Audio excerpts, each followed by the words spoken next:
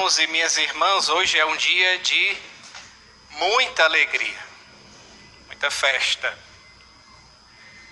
Alegria porque nós estamos celebrando a Páscoa da ressurreição de Jesus, terceiro domingo da Páscoa. Dia de festa só por ser dia do Senhor. E ainda mais nesse tempo de Páscoa, onde nós anunciamos Jesus vivo e ressuscitado no nosso meio para sempre. Para sempre. Haja o que houver, façam o que fizer, nosso Senhor está conosco para sempre. É festa, alegria também, porque hoje nós estamos celebrando 520 anos que nosso Senhor Eucarístico se fez presente no nosso país. Ali Nossa Senhora, nós colocamos ali aquele pequeno cenário tão bonito, né? Nossa Senhora felicíssima ali, né? Na frente. Eu penso que isso é muito simbólico para nós, né? Não só por conta dessa alegria de celebrarmos esses 520 anos, não só por essa alegria. Também celebramos uma grande alegria, uma grande vitória. O nosso país não acolheu, não aceitou a lei do aborto. É simbólico porque é uma mãe que está ali na frente. Uma mãe de verdade. Uma mãe de verdade não mata o seu filho, né? E essas crianças vão ter a oportunidade de viver. E ela ali na frente também é muito simbólico porque tem não como fundo no seio, como resplendor a nossa bandeira. Eu acho que é bem simbólico esse pequeno cenário porque ele mostra que nós somos um país que tem fé, ele resplandece a Mãe de Deus, a nossa fé, a nossa devoção. Muitas alegrias estamos celebrando hoje. Celebramos também uma grande tristeza, porque ainda estamos nesse tempo, né, de provação. E como Nosso Senhor é providente, nesse dia que nós celebramos a primeira missa aqui no Brasil, vem essa liturgia tão bela, de maneira especial esse evangelho de hoje, dos discípulos de Emaús, que já nos veio durante esse tempo da Páscoa, mas que hoje vem de maneira muito providencial. Depois de ressuscitado, é a primeira vez que Nosso Senhor, mais uma vez, repete o que Ele fez na última ceia. Ele pega o pão e distribui. Nós podíamos dividir esse evangelho em dois momentos, como também é dividido em dois momentos a nossa Santa Missa. Primeiro momento, eles caminham, Jesus está no nosso meio e eles se põem a caminhar com os discípulos. Eles não reconhecem. Eu acho que a única pessoa que Nosso Senhor não ia conseguir enganar era Nossa Senhora, né? Acho que a única pessoa que Nosso Senhor não ia conseguir enganar depois de ressuscitado era Nossa Senhora, com certeza, né? Mas ele começa a caminhar e começa a puxar conversa, etc. E ele começa a explicar as Escrituras. Na Santa Missa a gente tem esse momento, a liturgia da palavra. Como é importante nós darmos o devido valor a essa palavra. Esse tempo é um tempo bem propício para a gente mergulhar um pouco mais na palavra de Deus, conhecer um pouco mais, até encontrar as nossas dúvidas, né? Para tirar depois, né? Com o sacerdote, quando estivermos todos reunidos de novo. Mas é um tempo excelente para que nós possamos mergulhar na palavra de Deus, que a gente vai ver que o que nós estamos passando agora não é muita novidade para Deus, não. Deus já vem nos alertando pelos profetas, está tudo lá. Se a gente se aproximar um pouquinho mais da palavra de Deus, a gente vai ver que tudo que nós estamos passando, Nosso Senhor já sabia, já tinha no coração, porque nada foge ao olhar de Deus. E aí ele começa a explicar as Escrituras e ele vai fazendo essa catequese, esse ensinamento. Jesus não perde oportunidade nenhuma de ensinar, de falar das coisas do alto. Às vezes é coisa tão corriqueira do dia a dia, né? Que ele pega aquela coisa muito corriqueira e transforma no ensinamento. Um pastor que está passando com as ovelhas, um homem jogando uma semente, tudo isso é sinal de ensinamento. Jesus transforma numa catequese tudo isso. Uma senhorinha que vai lá, coloca uma moedinha, duas, lá no tesouro do templo, nada escapa. E aí Nosso Senhor vai puxando conversa e vai ensinando, vai mostrando, ele vai fazendo esse ensinamento. É interessante. São só breves palavras, tá certo? Quem quiser um aprofundamento maior nesse evangelho de hoje, procura lá na internet a pregação do irmão Luiz Maria, né? Antes da Santa Missa, é espetacular. Coitadinho do Padre Edson. As palavras dele aqui diante da pregação que ele fez. Afinal, a criatura foi lá, né? Em Emaús. A pessoa estava lá, né? Estava lá em Emaús e ele fala com entusiasmo tão grande que não deixa as irmãs vivem dizendo, viu, irmã, você não vai viajar tão cedo, viu? Não vai viajar mais tão cedo que não falta assunto. Mas a pregação dele foi espetacular, ele estava lá. E uma vez eu fui dizer que queria irmão Luiz Maria, seria tão bom se um dia eu conseguisse viajar com o senhor, sei lá, para Medjugorje, para algum canto assim, a irmã, Deus me livre, padre, pelo amor de Deus me defenda, vocês dois juntos na viagem não vai faltar assunto mais nunca. Né? Mas a gente fala daquilo que sentiu e viu, né, irmão? Foi isso que os apóstolos fizeram, né? Eles experimentaram e saíram nesse entusiasmo de pregar, de anunciar. Irmão Luiz Maria fez essa pregação espetacular. Mas aí, quando Jesus foi falando, fazendo essa catequese, ensinando, até coisas que eles talvez já soubessem, né? Mas vindo da boca do próprio autor, né? Do próprio Deus, do próprio Jesus, é diferente as coisas, né? E o que acontece é que Jesus faz de conta, Jesus faz de conta várias vezes na Bíblia, né? Faz de conta que vai adiante, ele já sabia o que é que ia fazer. Lá na multiplicação dos pães também, né? O evangelista diz, né? Ele já sabia o que é que ia fazer, mas ele, como é que a gente vai alimentar esse monte de gente, né? Para ver o que é que o discípulo dizia, a disponibilidade, né? Enfim, ele se faz que vai adiante. Bom, era um peregrino, uma pessoa que eles não conheciam, né? Mas Nosso Senhor se fez apaixonar. Interessante, né? Ele se fez querer. Né? Ele se fez apaixonar. Ele fez. Os discípulos que queriam a presença dele. E chamaram, né? Podia ser um bandido, sei lá, que estava ali conversando para depois ficar amigo e de repente fazer alguma coisa ruim.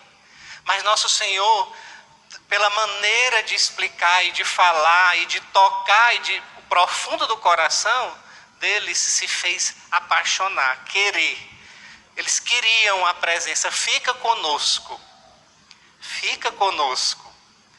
E Nosso Senhor fica e lá se dá esse milagre da fração do pão que nós repetimos hoje, né?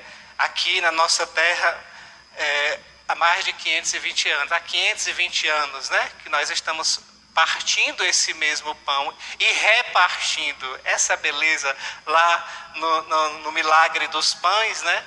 Nosso Senhor partiu e repartiu esse pão e ninguém ficou com fome, todos ficaram saciados. É essa alegria que nós celebramos hoje. Celebrar Nosso Senhor Eucarístico no nosso país, na nossa terra, saber que Nosso Senhor não deixa de olhar para nós, saber que Nosso Senhor até pensou numa mãe muito boa, poderosa. É claro que essa questão que nós fomos vencedores ontem pela vida foi só uma vitória. Ainda vão vir muitas batalhas para que a gente possa rezar, colocar o joelho no chão. Mas quem é que pode com essa mulher ali? Quem é que pode ali na frente? País, como mãe, como rainha. É muito simbólico esse pequeno cenário. Ela tem a coroa dos monarcas do Brasil. Eles abriram mão da coroa em honra de Nossa Senhora. Se voltasse a monarquia, eles não seriam coroados, porque a coroa já é dela. Eles abriram mão da coroa em honra de Nossa Senhora. Ela é a rainha. E ela também o Brasil foi consagrado a ela. Muitas batalhas vão vir, mas nós vamos ser vitoriosos. É isso que nós acreditamos. É isso que nós rezamos tantos dias aqui no Instituto, né? Estamos rezando e vamos continuar rezando. Para que Deus possa proteger, para que Deus possa nos dar a graça de permanecermos de pé, firmes. Porque o inimigo rodeia como leão a rugir, né? E não vai deixar de rodear. Mas nós somos fortes porque nós cremos no poder da Eucaristia, no poder da intercessão de nossa querida Mãe. Precisamos também, penso eu, que é oportuno falar agora, e nós já falamos muito nas transmissões, os irmãos já falaram muito, aqui as irmãs nos momentos de adoração, rezar pelos nossos sacerdotes. São eles que fracionam esse pão, partem e repartem esse pão. É eles que fazem Jesus presente para nós, rezar por todos os sacerdotes do nosso Brasil. E aqui, a minha paróquia está toda antenada, né? Aqui assistindo também a Santa Missa, lá da paróquia São José de Ribamar. Eu peço a Deus muito pelos meus padres que estão lá me ajudando, né? De maneira especial o Padre Marcos, que é o meu vigário, vocês conhecem também aqui no Instituto. O Padre Raimundo Nonato também, que nos ajuda na paróquia, um sacerdote já muito experiente que nos ajuda bastante na nossa paróquia. Padre João Farias também, que está celebrando, os dias que eu não celebro, ele está celebrando lá também, na nossa paróquia. E a gente precisa rezar a Deus, para que os nossos sacerdotes não perdam a fé. Não deixem de acreditar na presença viva de Jesus, na Eucaristia. É um tempo tão perigoso para os sacerdotes, que muitos que já vivem sozinhos, muitos estão solitários, longe das suas terras, das suas cidades, dos seus familiares. É um tempo que nós precisamos de muita oração. Eu tive a grande graça de estar aqui nesses dias com vocês, né? Foi uma grande graça, celebrando todos os dias, mas nem todos eles tiveram essa graça. E a gente reza, a gente comunga, a gente oferece para que eles não perdam a fé. Eu acho que está mais perto de passar do que a gente imagina, essa nossa tribulação, esse nosso sofrimento, né? Porque é meio estranho celebrar a primeira missa do Brasil enquanto os nossos irmãos e irmãs não podem, as nossas igrejas ainda estão fechadas, né? Mas o sacrifício eucarístico alcança todos aqueles que acreditam. Foi isso que nós fizemos durante esses dias todos de quarentena. Comungamos espiritualmente. Nosso Senhor tem o poder de alcançar aqueles que acreditam na presença viva dEle. Nós já vimos N evangelhos que falam que Nosso Senhor entra nos lugares que estão fechados. Não existe barreiras para aqueles que acreditam. Não existem muros nem portas trancadas, se a gente realmente crê. Vamos passar ainda alguns dias comungando espiritualmente, mas tem a mesma força, a mesma intensidade se nós estivéssemos comungando, porque não é pelo nosso querer. As circunstâncias nos levaram a isso, mas nosso Senhor não deixa de fazer os seus milagres. É só acompanhar lá as transmissões, as pessoas, as mensagens das pessoas, aquilo que elas estão sentindo, que elas estão presenciando, vivenciando nas suas vidas. A gente se reanima a nossa fé, porque a gente sabe que nosso Senhor não deixa de agir, não deixa de transformar, não deixa de santificar. Continuemos rezando pela nossa igreja, pelos nossos sacerdotes. Continuemos suplicando a Deus a graça de estarmos juntos recebendo o pão do céu, o pão da vida, e reconhecendo que Ele está ressuscitado no nosso meio. Ao partirmos o pão e ao recebermos esse Jesus, nós somos enviados. Não é somente comungar, tem todo um envio, né? Quando a gente comunga, a gente é convidado a ir, a partir, a ir em missão. Seja ela de interceder, de rezar, seja ela de ir de contra aos pobres, seja ela N maneiras o Espírito Santo suscita no nosso coração. Que Nosso Senhor possa continuar abençoando o nosso país, o nosso Brasil, que Nossa Senhora possa continuar velando por nós, como uma boa mãe que ela é, que nós possamos cada vez mais ficarmos alegres e felizes, porque esse tempo vai passar. Eles estavam tristes caminhando, né? Até pararam com o rosto triste, diz o Evangelho. Mas a alegria de ver Jesus ressuscitado, o que é que Nossa Senhora vai tirar de tudo isso, desse sofrimento? Com certeza vem algo muito bom. Eu creio nisso. E a gente coloca nessa Eucaristia esse sentimento de alegria, de fé. Eu sei que Nosso Senhor vela por nós, Ele é nosso Pai. Eu sei que nada escapa ao olhar dEle, que nada acontece sem que Ele permita ou queira. Sei que Ele vai fazer, nos ressuscitar depois de tudo isso. Louvado seja nosso Senhor Jesus Cristo. Sempre seja louvada sua Mãe Maria Santíssima.